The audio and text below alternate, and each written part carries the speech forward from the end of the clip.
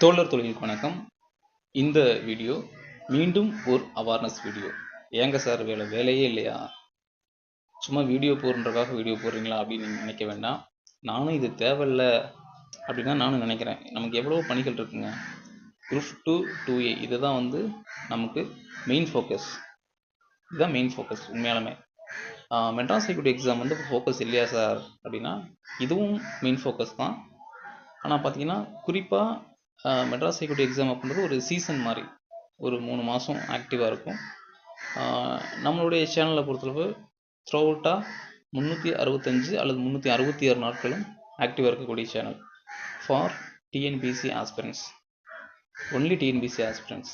So இந்த இடையில இந்த எம்ஹெச் எக்ஸாம் வருது பார்த்தீங்களா, அந்தந்த காலகட்டத்தில் அவங்களுக்கு என்ன செய்யணுமோ அதை 100% செஞ்சுட்டு வரோம்.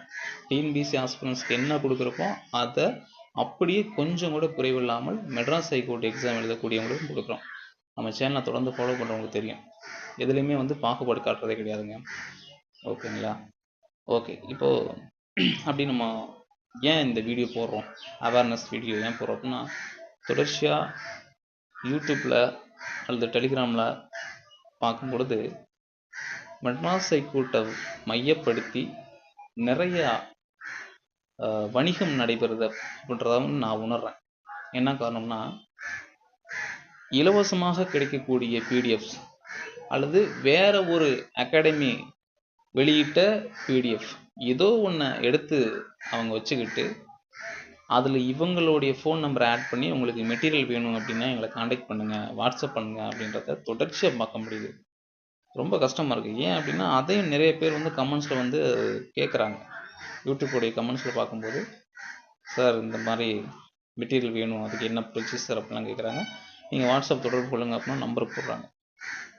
இப்போ ஏங்க சார் அவங்க ஏதோ விற்கிறாங்க வாங்குறாங்க, உங்களுக்கு என்ன, உங்கள் வேலையை பார்த்துட்டு போக வேண்டியதானே அப்படின்னா, என்னன்னாங்க, படிப்புன்றது ஒன்று இலவசமாகவோ அல்லது நம்ம பெய்டு பண்ணி இருக்கலாம், தப்பு இல்லை. ஸோ வந்து மணி இருக்குது அப்படின்றவங்க பெய்டு பண்ணி படிக்கலாம். ஸோ எக்ஸ்ட்ராவாக ஒரு கோச்சிங் கிடைக்கும். இப்போ ப்ரைவேட் காலேஜ் போய் படிக்கிறது இல்லைங்களா, அது மாதிரி தான் இதுவும் தப்பே கிடையாது. நான் என்ன சொல்ல வரேன் அப்படின்னா, நம்மளுடைய மெயின் ஃபோக்கஸ் என்னங்க, மெட்ராஸ் ஹைகோர்ட் எக்ஸாமில் பாஸ் பண்ணுமா, அதுதானே. இப்போ அந்த பிடிஎஃப் எனக்கு வேணும்னு கேட்ட நபருடைய எய்ம் என்னவா இருக்கும், இந்த எக்ஸாமை பாஸ் பண்ணால் அதுக்காக இந்த பிடிஎஃப் கொடுங்க சார்னு கேட்குறாரு.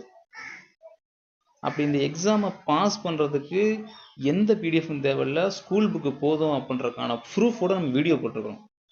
ஒட்டு மொத்தமாக பார்த்தீங்கன்னா ஒரு 90%, 100க்கு 90% வினாக்கள் 6லேருந்து 10 வரை இருக்கக்கூடிய ஸ்கூல் புக்லேருந்து வருதுன்னு நம்ம வீடியோவை ப்ரூஃபோட போட்டிருக்கிறோம், வித் பேஜ் நம்பரோட. சும்மாலாம் பேச கிடையாதுங்க. உட்காந்து 6லேருந்து 10 வரைக்கும் எல்லா புக்ஸையும் ஒன்றா ஒரு இடத்துல எடுத்து போட்டு ஒவ்வொரு கொஸ்டின் எங்கே இருக்குது, எந்த ஸ்டாண்டர்டு, எந்த லெசன், எந்த பேஜ் நம்பர் எல்லாமே உங்களுக்கு வந்து நம்ம வந்து ப்ரூஃபாக வந்து போட்டிருக்கோம். சும்மா வந்து இங்கே பேச கிடையாது. ஸோ இதெல்லாம் எதுக்காக போடுறோம், நீங்கள் பாஸ் பண்ணணும்னா ஸ்கூல் புக்கு போதுமையா அப்படின்னு சொல்கிறோம். இல்லை நான் கேட்க மாட்டேன், எனக்கு வந்து பிடிஎஃப் தான் வேணும் அப்படின்னு அலைஞ்சிங்கன்னா நம்ம என்ன சொல்கிறது, வேதனைப்படாமல் என்னங்க சொல்கிறது.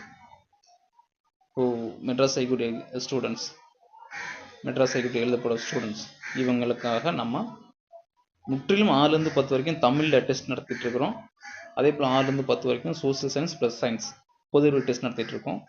ஸோ இதெல்லாம் எதுக்காகுங்க, நம்ம எதுக்கு ஸ்கூல் புக்கவே கட்டிகிட்டு இருக்கிறோம், அதுதாங்க நம்ம பாஸ் பண்ண வைக்கும். மெட்ராஸ் ஹைகோர்ட் மட்டும் கிடையாது, நீங்கள் டிஎன்பிசி எக்ஸாமே எடுத்துக்கிட்டாலும் ஸ்கூல் புக் தான் மேஜர், ஸ்கூல் புக் தான் பிரைமரி. ஸ்கூல் புக்கு உங்கள் கைகளில் எளிமையாக, அதாவது உங்கள் வீட்டு பக்கத்துலேயே நீங்கள் கலெக்ட் பண்ணலாம். ஸ்டூடெண்ட்ஸ் இருப்பாங்க பார்த்தீங்களா, அவங்ககிட்ட கலெக்ட் பண்ணலாம். இல்லைன்னா அதை நீங்கள் காசு கொடுத்து வாங்கலாம். உங்களுக்கு ஸ்கூல் புக்கு வேணுமா அப்படின்னா நீங்கள் தமிழ்நாடு நம்ம அரசு இருக்குது பார்த்தீங்களா, தமிழ்நாடு அரசு அவங்களோட வெப்சைட்லேயே போய் நீங்கள் ஆர்டர் பண்ணிங்கனாக்க உங்களுக்கு வீட்டுக்கு டோர் டெலிவரி பண்ணிடுவாங்க. இல்லைன்னா பிடிஎஃப் உங்களுக்கு வந்து www.tntextbook.com அப்படின்னு அடிச்சிங்கன்னா போதும், 6லேருந்து என்னென்ன 12 வரைக்கும் என்னென்ன புக்கு வேணுமோ எல்லாமே உங்களுக்கு பிடிஎஃபாக ஃப்ரீயாகவே கிடைக்குது. நீங்கள் டவுன்லோட் பண்ணி படித்தாலே போதுமானது. புக்காக வேணாலும் கவர்மெண்ட் கொடுக்குறாங்க, காசு வாங்கிட்டு கொடுக்குறாங்க, ப்ராப்பராக கொடுக்குறாங்க. இல்லை காசு வாங்க முடியல, காசு கொடுத்து அதை வாங்க முடியாது சார் அப்படின்னா உங்கள் வீட்டுக்கு அருகில் உள்ள ஸ்கூலுக்கு போகிற மாணவர்கள்ட்ட நீங்கள் கலெக்ட் பண்ணுங்கள், இருக்கிற புக்கை வாங்குங்க. இல்லையா நீங்கள் படித்த ஸ்கூலுக்கு போங்க, ஸ்கூலில் டீச்சர்ஸ் வாத்தியார் உங்களுக்கு வந்து பழக்கமாக இருப்பாங்க, அவங்கள்ட்ட கேளுங்க, எனக்கு ஒரு செட்டு புக்கு கொடுங்க, நான் இந்த மாதிரி ப்ரிப்ரேஷன் பண்ணுறேன் அப்படின்னு கொடுங்க. பழைய புக் கொடுங்க, கிழிஞ்ச புக்கு ஏதோ ஒன்று உங்களுக்கு கொடுக்குறத வாங்கிட்டு வாங்க, அதை வச்சு ப்ரிப்ரேஷன் பண்ணுங்கள். ஏகப்பட்ட வழிகள் இருக்குது ஸ்கூல் புக்கை கலெக்ட் பண்ணுறது. அதெல்லாம் வேண்டாம், எனக்கு மெட்டீரியல் தான் வேணும். மெட்டீரியல் அப்படி என்னங்க இருக்க போகுது? சரி, ஸ்கூல் புக்கில் இல்லாத விஷயம் மெட்டீரியல் இருந்தால் அதை படித்து எக்ஸாமில் அந்த இது வராதே. எக்ஸாமில் எங்கேருந்து வரப்போகுது? ஸ்கூல் புக்கில் வரப்போகுது. அப்படிங்க சும்மா மெட்டீரியல் படித்து நாலேஜ் வேணுமா வளர்த்துக்கலாங்க, எக்ஸாமில் பாஸ் பண்ணணும். தயவுசெய்து நான் என்ன சொல்கிறேன் அப்படின்னா, மெட்டீரியல் வந்து நீங்கள் கேட்டு வாங்கிக்கிங்க. ஆனால் அதுக்கு நீங்கள் பெய்டு பண்ணாதீங்க, காசை கொடுக்காதீங்க. காசை நீங்கள் வந்து நல்ல முறையாக செலவு பண்ணுங்கள். எதுக்கு இது வீண் செலவுன்ற? நான் ஒரு பிடிஎஃப் எங்கேயோ யாரோ போட்ட ஒரு பிடிஎஃபை ஒரு நபர் எடுத்து அவர் வந்து அதை விற்கிறார். ஒரு தரகர மாதிரி இது நடந்துட்டு இருக்குது. இது இப்போ மட்டும் இல்லை, டிஎன்பிசியும் இதான் நடக்குது. குரூப் 4 குரூப் 2 மெட்டீரியல் வேணுமா காண்டாக்ட் பண்ணுங்க. எதுக்குங்க காண்டாக்ட் பண்ணுங்க? எல்லாமே ஃப்ரீயாகவே கிடைக்குதுங்க. நம்ம கல்வி கதவு குரூப்பு டெலிகிராம் வாங்க, அதில் வந்து அந்த மேலே லோகோ இருக்குது பார்த்தீங்களா, அதில் வந்து பேர் போயிட்டுருக்கோம், கல்வி கதவு கலந்துரையாடணும். அந்த பேர் இருக்குது பார்த்தீங்களா, அந்த பேரை டச் பண்ணுங்கள்.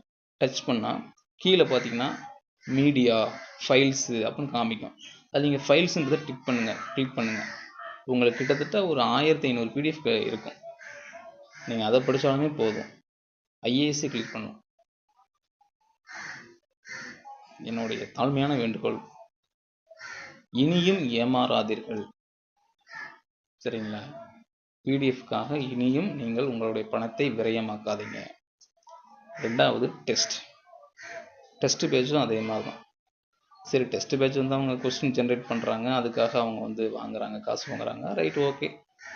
அவங்க உங்களுக்காக வந்து அவங்களுடைய வேலைகளை கிடத்து உங்களுக்கு கொஸ்டின் ரெடி பண்ணுறாங்க, நீங்கள் பெய்டு பண்ணுறீங்க, நோ ப்ராப்ளம். நான் அதை பற்றி எதுவுமே சொல்ல. சின்ன உழைப்பு இருக்குது, அதுக்கான ஊதியத்தை நீங்கள் கொடுக்க போகிறீங்க. அவங்க கொஸ்டின்லாம் எடுத்து உங்களுக்கு கொடுக்க போகிறாங்க, நீங்கள் படிக்க போகிறீங்க, பாஸ் ஆக போகிறீங்க.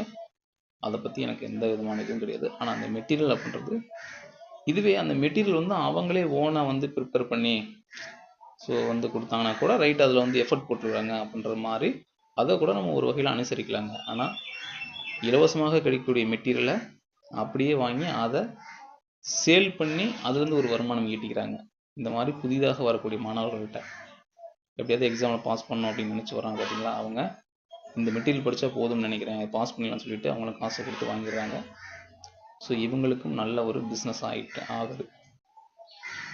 ஓகே, இதுதான் நாம் சொல்லக்கூடிய விழிப்புணர்வு. இல்லைங்க சார், நான் தலைகீழாக தான் குதிப்பேன் அப்படின்னா குதிச்சுக்கோங்க, அவ்வளோதான். சொல்லியாச்சு, இதுதான்ப்பா வழி அப்படின்னு சொல்லியாச்சு. அதுக்கு மேலே உங்களுடைய இஷ்டம். நன்றி.